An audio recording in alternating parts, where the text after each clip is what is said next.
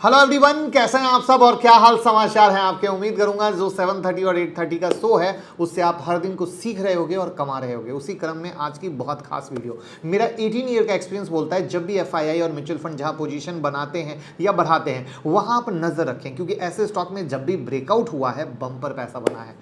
ऐसे कभी मत लेना, चार्ट ब्रेकआउट में लीजिए।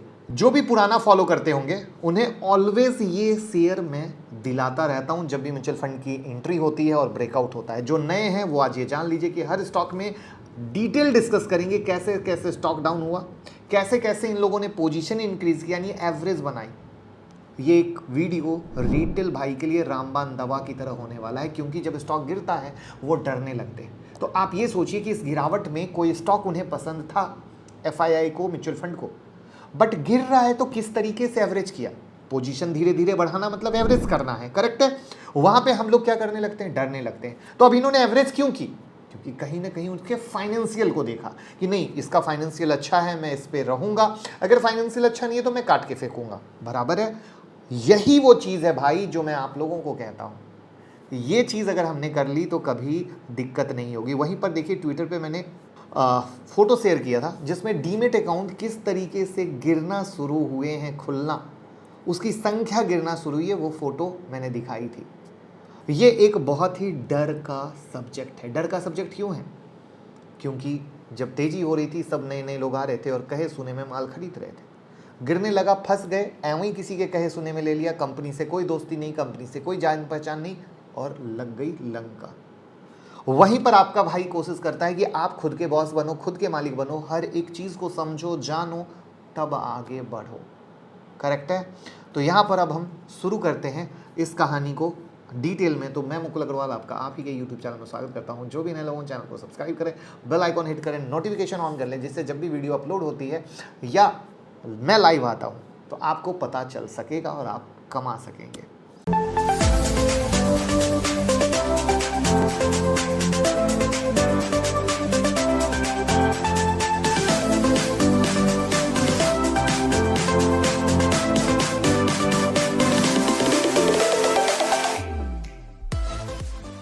तो जैसा कि ये सारे स्टॉक निगेटिव रिटर्न दिए, अब यहां लर्निंग देखिए।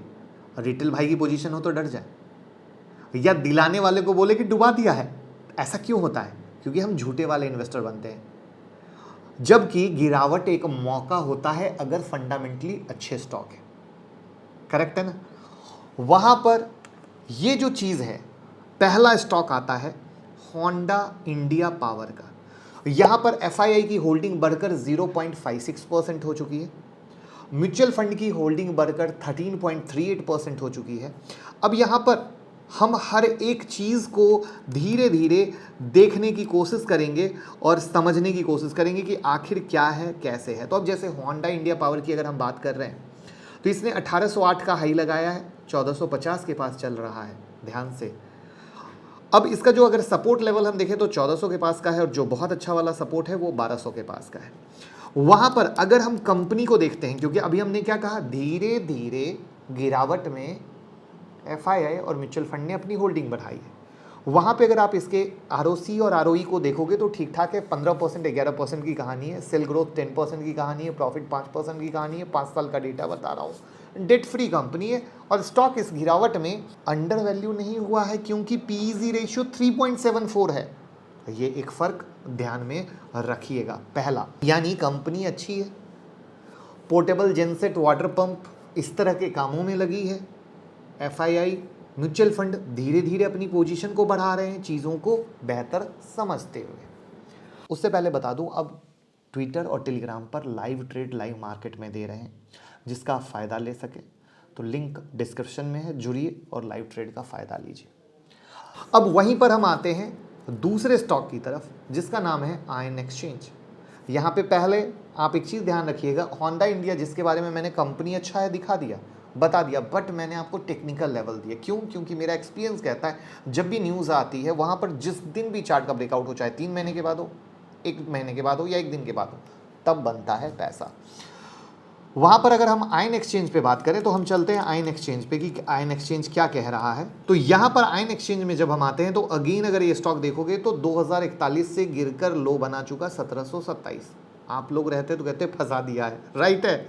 वहाँ पर इसके सपोर्ट लेवल पे आते हैं तो 1727 और 1700 के पास का सपोर्ट एरिया है कि भैया ये होल्ड करता है तो इसमें सही जगह बनती है ऊपर की तरफ, वरना इस लेवल को टूटने के बाद इसमें और गिरावट आ सकती है। वहीं पर अगर हम देखें, जैसे पोजीशन उन्होंने बताई वो बता दी, अब कंपनी के फंडामेंटल क्या कह रहे हैं, तो भैया आरओसी आरओई बहुत अच्छा है, 34% 27% का है। सेल ग्रोथ देखोगे तो 9% से ऊपर का है। प्रॉफिट ग्रोथ अगर 5 साल का देखोगे तो 41% का है। कितनी अच्छी बात है दोस्त। डेट देखोगे 55 करोड़ का है, फ्री कैश फ्लो 41 करोड़ का, मोटा मोटा डेट फ्री कंपनी है। वहीं पर सस्ता है या महंगा है आओगे तो स्टॉक सस्ता यानी अंडर वैल्यू की तरफ है। Wide range of solution across the water cycle from pre treatment to process water treatment में ये कंपनी काम कर रही है। नजरिया देखिएगा कि कंपनी किस तरीके से एफआईआई या म्यूचुअल फंड वाले ले रहे हैं, वो डर नहीं रहे क्योंकि फंडामेंटल स्ट्रांग है। अब आते हैं नेक्स्ट पॉली मेडिक्योर पर। इसमें क्या है, एफआईआई की होल्डिंग बढ़कर 15.07% हो गई, म्यूचुअल फंड की 2.87% हो गई। वहीं पर ये स्टॉक अगर देखोगे तो 1078 से गिरकर हो चुका है 651, पैसा हाफ, लेकिन फिर भी पोजीशन बढ़ा रहे हैं। वहाँ पर अगर इसके अच्छे सपोर्ट लेवल की तरफ जाएंगे तो 650 का अच्छा सपोर्ट लेवल है। वहाँ पर अगर हम देखते हैं कि भैया इसके फंडामेंटल में दम है या नहीं, तो सबसे पहले आप ये जान लीजिए कि स्टॉक महंगा है इतनी गिरावट के बाद भी, यानी बहुत बम्पर रिटर्न देकर ओवर वैल्यू हो गया था। आरओसी आरओई अच्छा है, 15% के आजू बाजू का है। सेल ग्रोथ भी 15% का है, प्रॉफिट ग्रोथ भी 22% का है जो अच्छा है। यहाँ पर डेट 127 करोड़ का है, फ्री कैश फ्लो -30.6 है। तो ये माइनर है बट कंपनी एक्सपेंशन पे कर रही है, मैन्युफैक्चर एक्सपोर्टर है मेडिकल डिवाइस की, वहाँ पर इनके थोड़ी इन्वेस्टमेंट लगती है। वहाँ पर अब आप समझिए कि ये स्टॉक गिरने के बाद भी सस्ता नहीं हुआ है, ये एक बिग लर्निंग है। बट यहाँ पर अगर चार्ट के अनुसार आपको मौका मिले और इनकी बढ़ती हुई पोजीशन से सपोर्ट मिले तो आप कितना अच्छा जा सकते हैं, करेक्ट है ना।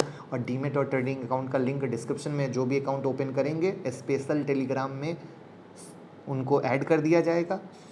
वहाँ पर कैसे आप ऐड होंगे, एक ईमेल पे डिटेल डालनी है, सारी बातें मैंने डिस्क्रिप्शन में बता दी है।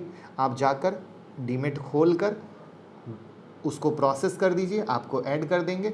और एंजल वाले कुछ 5000 की स्कीम और अपस्टॉक वाले कुछ 1500 2000 की स्कीम दे रहे हैं कि जो भी अकाउंट ओपन करके रेफरल करेगा तो आप उसका भी बेनिफिट लेकर कमा सकते हैं हमारी लिंक से। उसके बाद नेक्स्ट स्टॉक है राइट्स लिमिटेड का। अब इस राइट्स पे आते हैं।